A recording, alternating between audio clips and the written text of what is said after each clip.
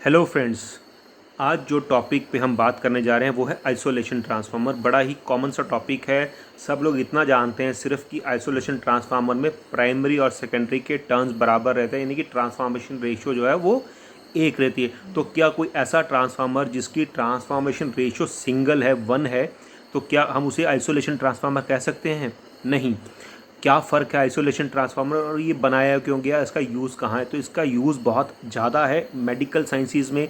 जो medical equipments रहते हैं, रेस्पिरेटर्स रहते हैं, वेंटिलेटर्स रहते हैं, या कोई मेडिकल जो डिवाइसेस रहती हैं जो बॉडी के अंदर जाती हैं, वहाँ पे हम यूज़ करते हैं ताकि इलेक्ट्रिक शॉक ना लगे। इन जनरल में अगर आपको बोलूँ कि आइसोलेशन ट्रांसफार्मर का सबसे बड़ा बेनिफिट क्या है, तो वो ये है कि इसमें शॉक का जो चांसेस है, इलेक्ट्रिक शॉक का, वो बिल्कुल कम हो जाता है अगर इसको ढंग से यूज़ किया जाए।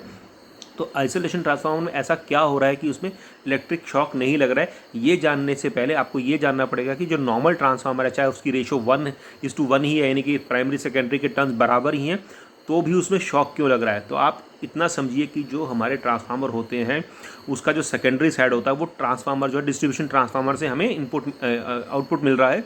तो उसमें जो भी सेकेंडरी का जो है, चाहे वो 3 फेज़ है, चाहे वो सिंगल फेज़ है, उसका जो न्यूट्रल पाथ है, जो करंट को रिटर्न पाथ बना रहा है, वो जाके ट्रांसफार्मर के पास में क्या हो रहा है, वो ग्राउंड हो रहा है, वो वहाँ पे ग्राउंड किया गया हुआ है। उस पाथ की जगह जो वो रिटर्न पाथ बन रहा है, उस रिटर्न पाथ की जगह लेटस से कोई दूसरी वायर है जो कि फॉल्ट की वजह से कोई वायर जो है वो टच कर गई बॉडी को, तो रिटर्न पाथ, क्योंकि करंट ने घूम के जाना कहाँ है, अपने ग्राउंड पे जाना है। आप न्यूट्रल के थ्रू भेज रहे हैं, ठीक है, तो भी वहीं से जाएगा। अगर वाइज कोई वायर के थ्रू होगा, कोई अगर फॉल्ट वायर हो गया, कोई अर्थ पे वायर टच हो गया, तो भी वहाँ से जाएगा। और अगर उसकी जगह, वायर की जगह कोई इंसान आ गया, लेट से कोई ऑपरेटर आ गया, तो ऑपरेटर के थ्रू भी वो बॉडी को से होता हुआ ऑपरेटर की वो ग्राउंड पे पहुंचेगा, यानी कि अपना पाथ बना देगा। तो ऐसे में उसको शॉक लग जाएगा। लेकिन जो आइसोलेशन ट्रांसफार्मर है उसमें क्या होने वाला है, उसका जो सेकेंडरी है वो ग्राउंड नहीं किया जाता, यानी कि उसके सेकेंडरी को अर्थिंग नहीं किया जाता है, वो फ्लोटिंग रहता है।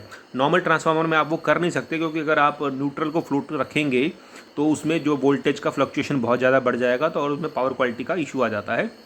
लेकिन जो आइसोलेशन ट्रांसफार्मर है इसमें आप वो कर सकते हैं, क्योंकि इसमें पावर को तो वो अप डाउन कर नहीं रहा है, ठीक है। ये यूज़ किसी सिर्फ मेनली इलेक्ट्रिकल शॉक से बचाने के लिए, और हाँ, हार्मोनिक्स को कंट्रोल करने के लिए भी होता है, क्योंकि इसमें इलेक्ट्रिकल कनेक्शन तो वैसे ही नहीं बनता है, वो नॉर्मल ट्रांसफार्मर में भी नहीं बनता है।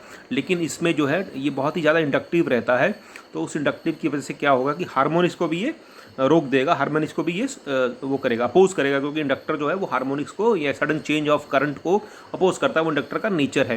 तो हार्मोनिक रिडक्शन के लिए भी हम आइसोलेशन ट्रांसफार्मर यूज़ करते हैं, और दूसरा है इलेक्ट्रिक शॉक के लिए, क्योंकि इसका जो मेन जो आपको याद रखना है, जो आपको इंटरव्यू में बताना, वो ये है कि इसका जो सेकेंडरी होता है वो ग्राउंड नहीं होता है, उसका जो न्यूट्रल है वो ग्राउंड नहीं होता है, रिटर्न पाथ ग्राउंड नहीं होता है। और बाकी सब ट्रांसफार्मर में, क्योंकि डिस्ट्रीब्यूशन ट्रांसफार्मर किस में कनेक्टेड होते हैं, वो हमारे कनेक्टेड होते हैं स्टार में, और उसमें जो स्टार पॉइंट होता है, जिसको कॉमन पॉइंट बोलते हैं, न्यूट्रल पॉइंट बोलते हैं, वो हमें अर्थ करना पड़ता है, और वो हमारी मजबूरी है। लेकिन यहाँ पे हम वो अवॉइड करते हैं, क्योंकि हमारे को ये पर्पस ही इसका कुछ और है।